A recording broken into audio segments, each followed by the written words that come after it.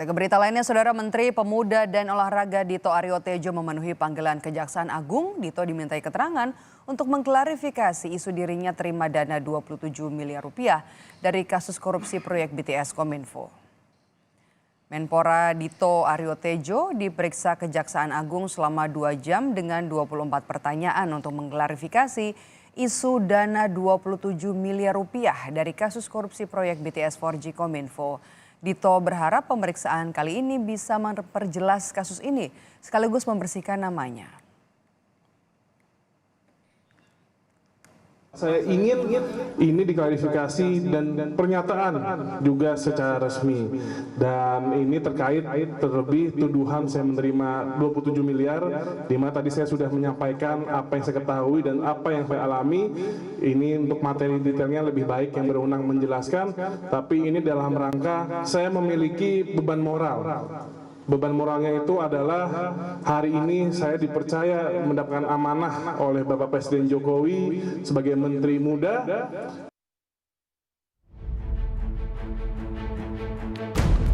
Saya ingin ini diklarifikasi tuduhan saya menerima 27 miliar, di mana tadi saya sudah menyampaikan apa yang saya ketahui dan apa yang saya alami.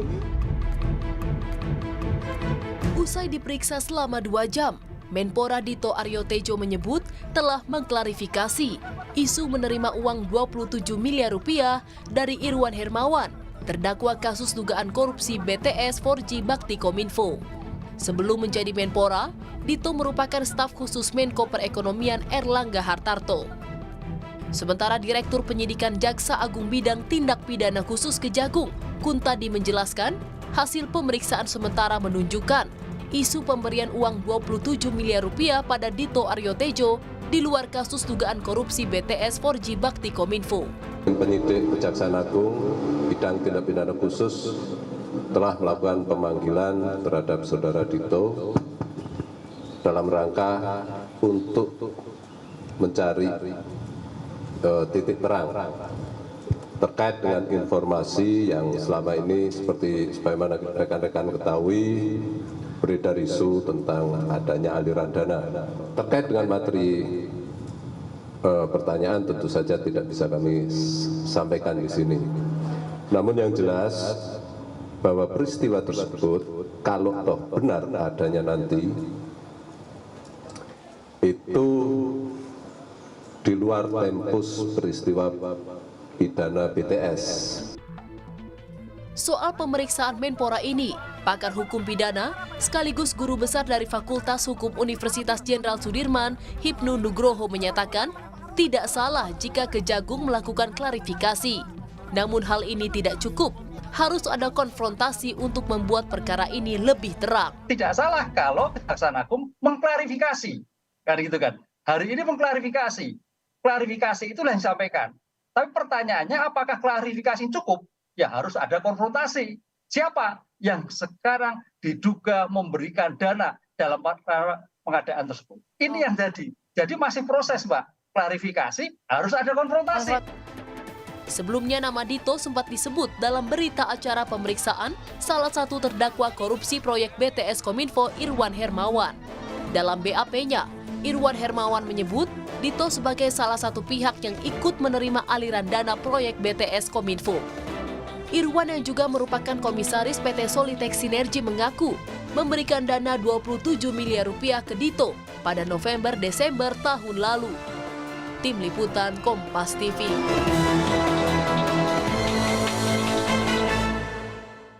Presiden Jokowi menanggapi pemeriksaan Menpora Dito Aryo Tejo di Kejaksaan Agung sebagai saksi dalam kasus korupsi BTS 4G Bakti Kominfo.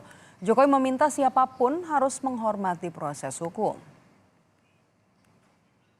Semua proses hukum, kalau yang dipanggil baik dari KPK, baik dari Kejaksaan, ya hormati proses hukum itu.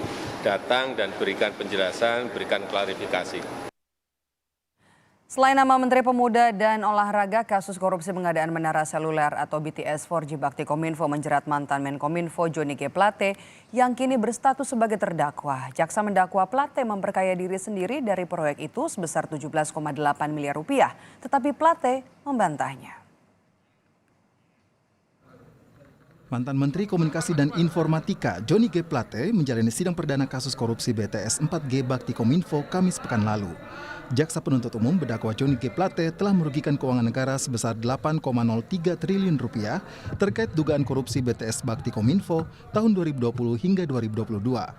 Jumlah total kerugian itu didapat dari laporan hasil audit perhitungan kerugian negara Badan Pengawas Keuangan dan Pembangunan pada 6 April 2023.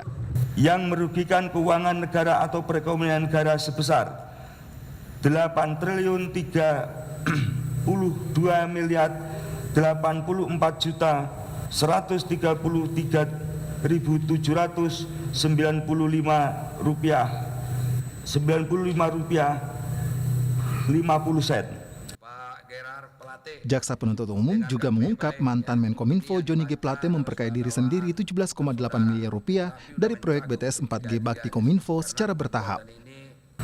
Memperkaya diri sendiri atau orang lain atau suatu korporasi, yaitu 1.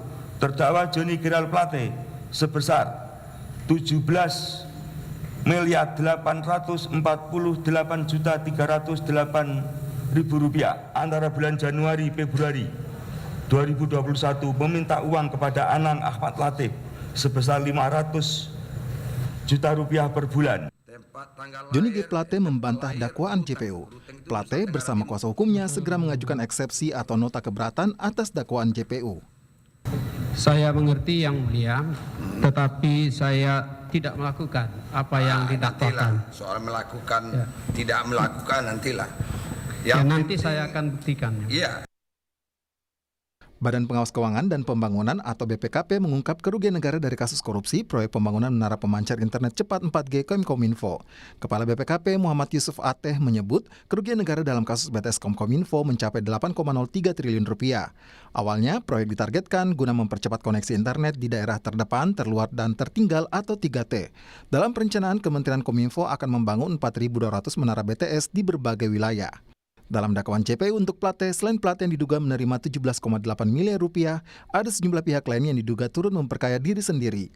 Mulai dari mantan Direktur Utama Bakti, Anang Ahmad Latif senilai 5 miliar rupiah, Yohan Suryanto, tenaga ahli Universitas Indonesia 453 juta rupiah, Irwan Hermawan, Direktur PT Soliditas Media Sinergi 119 miliar rupiah, Windy Purnama, Direktur PT Multimedia Berdikari Sejahtera 500 juta rupiah, dan Muhammad Yusrizki Mulyawan, Direktur PT Basis Utama 50 miliar rupiah dan 2,5 juta dolar Amerika Serikat. Sidang selanjutnya akan beragendakan eksepsi atau nota keberatan dari Plate dan penasihat hukumnya. Tim Liputan, Kompas TV.